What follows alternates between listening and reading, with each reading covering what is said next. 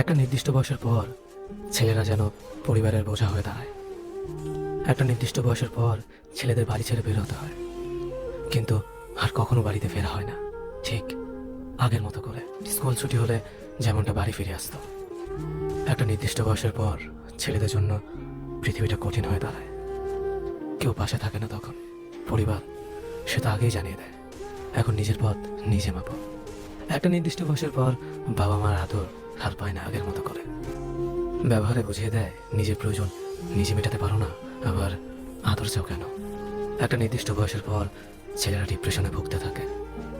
আর হ্যাঁ, সেটা ক্যারিয়ারের জন্য, নয়তো যে পরিবার তাকে সন্তান স্বীকৃতি দিতে লজ্জা পায়। একটা নির্দিষ্ট বয়সের পরে পরিবারের কাছে সামান্য কিছু আবদার করার যোগ্যতা হারিয়ে ফেলে ছেলেরা। তখন মোবাইলে রিচার্জের জন্য 20 টাকা পরিবার থেকে চাওয়ার চেয়ে আত্মহত্যাটাই সহজ মনে হয়। নির্দিষ্ট একটা সময়ের পর ছেলেদের চারপাশটা ধীরে ধীরে সংকুচিত হয়ে আসে। এই সময়টাতে একটা ছেলে কতটা কষ্টে থাকে সেটা কেউ জানতে পারে না। একটা নির্দিষ্ট সময় পর পৃথিবী জানিয়ে দেয় তুমি সোনার চামচ মুখে নিয়ে জন্মাওনি। তখন পৃথিবী তোমাকে একা ছেড়ে দিবে।